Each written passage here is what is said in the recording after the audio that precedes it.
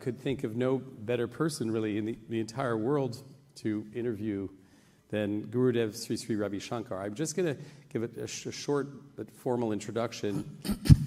Gurudev is a global humanitarian, spiritual leader, and ambassador of peace.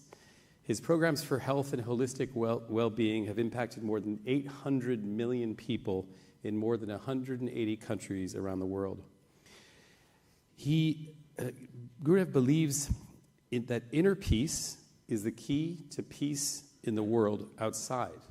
He seeks to build bridges between beliefs and religions to universalize wisdom and foster greater compassion, love, and mutual understanding for a stress-free and violence-free society. Not a bad mission statement. Thank you. So welcome and thank you so much for joining us on World Happiness Day. It's really a great privilege. A personal question. Can you share with us the first time in your life when you developed an insight or maybe even an epiphany on this notion of how to become a happy and fulfilled person? Well, from my young days, I always dreamt of a society free from violence. Wherever there was conflict, I wanted to jump in and then separate the parties, That has been my tendency. Then this idea, growing up with my teacher who has been with Mahatma Gandhi for 4 decades, and I was always inspired by a non-violent movement in society. So we grew up, though I have never seen Mahatma Gandhi, he had gone long before I was born, but the people who stayed with him, who lived with him, were one of my inspirations. They used to tell me stories about those days with him, and he would, how with such a resolute mind, he would go hold on to the principle of nonviolence. And, this ancient thought of the world is one family was always ringing in my mind. So as a child, I used to say to my friends, I have family all over the world, and I want As a young child? I was just 8, 9-year-old. Okay.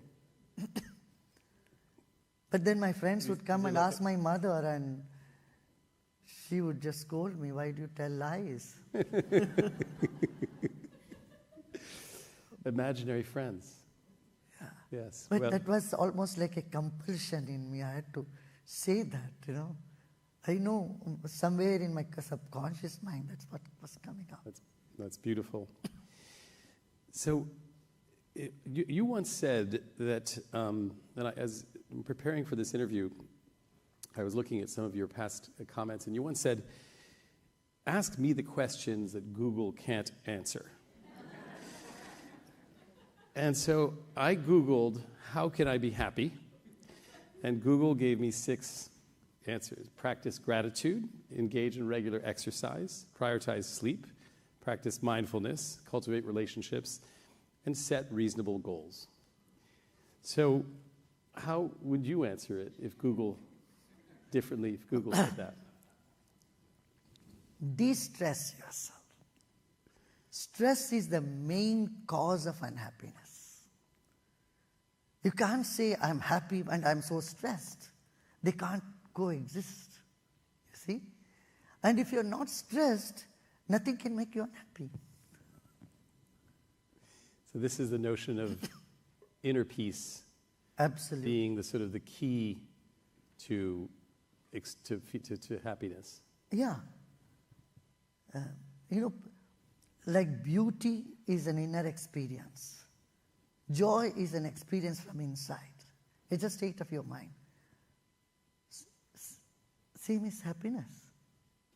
And inside, if you're all muddled up and so stressed up and we're angry, agitated, or anxiety and uncertainty in the mind, happiness, though it is our true nature, we will not be able to experience it. So this morning we announced, or Gallup announced, that Finland and a few of the other Nordic countries, Iceland, had been named the happiest countries in the world. You travel all around the world. Does the data sync up with your experience? Do you surprised that the Scandinavian countries keep on winning? As far as Scandinavian countries, yes, my experience is, yes, they are happier because they have very little thing to worry about themselves. They worry about the whole world. They worry about the environment. They worry about the other nations in the world. That's something I can vouch for. Interesting. And since you also have so much experience working with government leaders and civic leaders, do you think it's possible for individuals, leaders, governments to actually design and build large-scale communities of happy people, or even design and build happy countries? Yeah, I think that should be one of their agenda.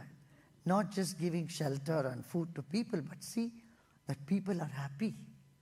In this happiness index, though I don't agree with India, that's my India's ranking, because I have traveled length and breadth of India. So it's not bad as it is in the conflict regions of Ukraine or Israel or even Mexico. Afghanistan is the lowest on the list. And also Pakistan, for example. So India is doing much better. There is so much more caring, and every home, when people start to de-stress themselves, learn to meditate or share a meal together, it makes a big difference. And you can find this in many poorer countries. You know, poverty is not actually related to unhappiness, nor happiness related to richness. I've seen this around the world, believe me. I've seen the poorest colonies. There is so much more compassion among people and togetherness. They jump out to help each other. There is more community feeling in the slums than in urban areas. So I would say we must look into these parameters where we see happiness as an inner state rather than just what they are surrounded with. Of course, that counts, but this is one more fact that one must see, the state of mind, how less tense they are, how more confident they are, how zeal and enthusiasm they are bonding themselves with others. So America dropped to the 24th, I think it's several years of a decline in American happiness. And obviously you see huge spikes in loneliness and other factors. And I think the political environment is more divided in this country than it's been in a very long time. It's sort of the red and the blue states. Can some of your ideas on de-stressing and communication address some of these problems around polarization and division in America? What's your advice to America? I'm more concerned about the youth of America. There is less and less social interaction. And you see the two extremes among the youth here. Either they are very aggressive.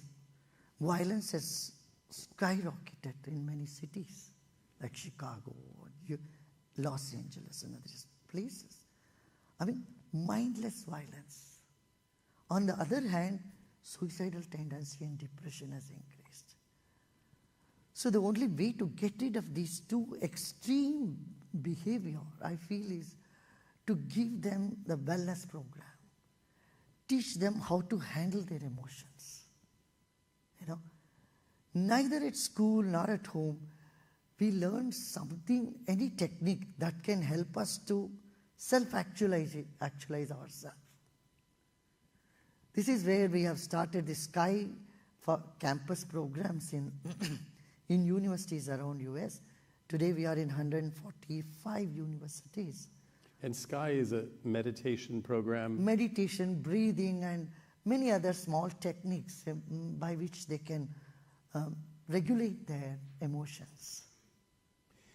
So, I mean, if we were, if you could leave one idea or one practice or recommendation to everyone in this room to de-stress, what would it be?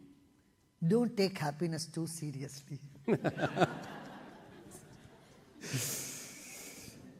I heard you in the green room saying you're happy about happiness. There was a talk on happiness, and someone kept talking for 2 hours, and everybody became so unhappy. I don't want to be in that category.